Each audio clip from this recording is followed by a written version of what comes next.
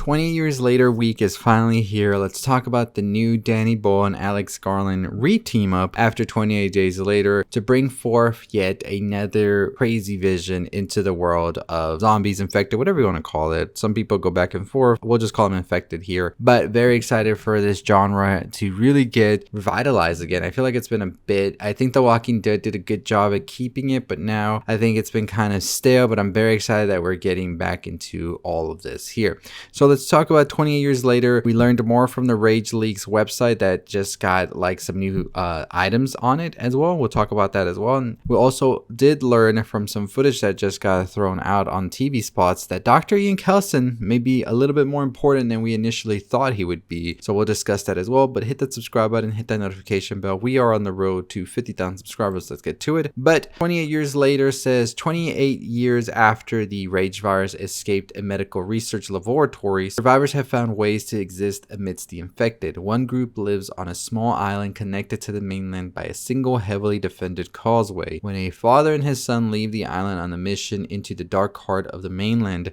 they discover the secrets, wonders, and horrors of the outside world. So the father here is played by Aaron Taylor Johnson, and his name is Jamie, and his son is played by Alfie Williams, and his name is Spike. Now, Spike is the son of Jamie and Isla. Isla is played by Jodie Comer here in the film, and she actually is a woman that is suffering from memory loss. So I'm very curious how that's going to affect a lot of this here, because in the teasers and in the trailers, we've seen that Spike not only makes a venture with his father, but at one point with his mother as well.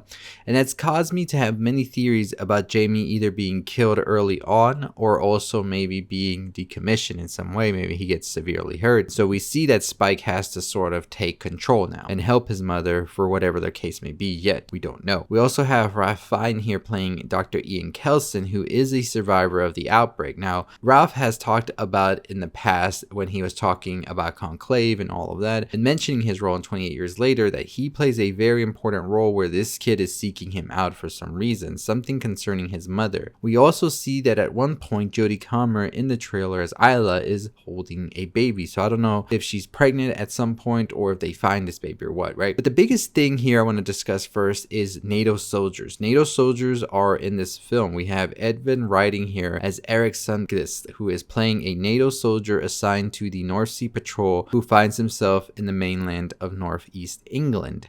This has me wondering why NATO's here. Well, that gets kind of answered in the Rage leaks, because we do see that they have been sort of patrolling this area and keeping it quarantined. So it says, if you're reading this, you know this map. We've all seen it for long. We practically don't even notice it anymore. But today I find myself looking at the Dover Narrows. There's only 20 miles of water separating Dover and Calais. That's all. They're probably the most vigilantly guarded miles in the world.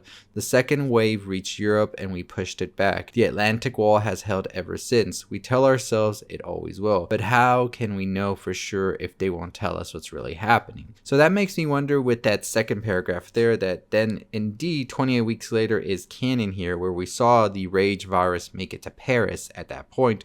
It seems they were able to contain it enough to be able to have everything else okay, but now they've quarantined the UK to just be by itself, and maybe the rest of the world is being told that, hey, these people, they don't exist no more. There's nothing here, but we're just keeping this at bay because the virus is still here. So this could be maybe Spike and Jamie learn about these things that are happening, and maybe they want to go out and get help from the rest of the world, like get us out of here, right? And maybe NATO has decided, no, the best thing is to keep these people here. Nobody gets in, nobody gets out. And I think that's going to be an interesting story that we have here, because it seems that the soldiers themselves of NATO are going to have their own storyline from the trailer. We also have Jack O'Connell, who is playing Sir Jimmy Crystal here.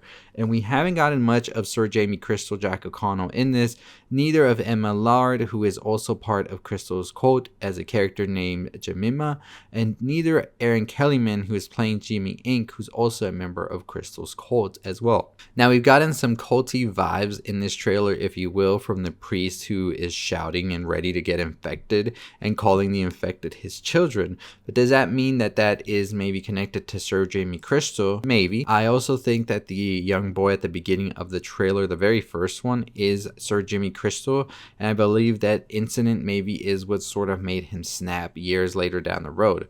But what I really want to talk about right now is also the Alpha, who is played by Chi Lewis Perry, who is a physically imposing leader of the infected. Now, we've seen this character in glimpses here and there. We've never really gotten a full look at this character just yet, but that is until now. And I realized that they have been putting these small snippets online that showcase this character a little bit more, and even at one point coming face to face with the Doctor. What's that all about? I don't know. This, honestly, at first when I saw it, I was like, is this real or not? But honestly, I'm very curious now what the hell Danny Boyle and Alex Garland are cooking up with 28 years later. It seems that they really want to take it in a different direction. Some of the things as well from the Rage Leaks virus also are talking about some bells that you can hear, and this makes me wonder if this is Sir Jimmy Crystal's like whole thing here, right, or not. But other than that, I'm excited. We do see that there is like reports of this new settlement as well. It seems that NATO knows about it and they're just keeping an eye on it. They don't want things to get out or any of that. They just want to keep it contained here and not let it spread out to the rest of the world.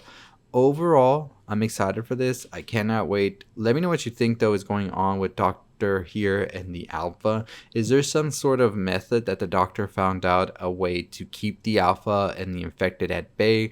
Maybe it has to do with the Bone Temple. Has he conquered up something that keeps them sort of docile of sorts? Because I'm very surprised he's not attacking the Doctor at this point. Because another part of the teaser, you do see that he is charging towards Spike and Isla. So there's something with the Doctor here. Has the Doctor harnessed this? Is this his own creation as well? Has the Doctor found a way to sort of make them into weapons of sorts and use them?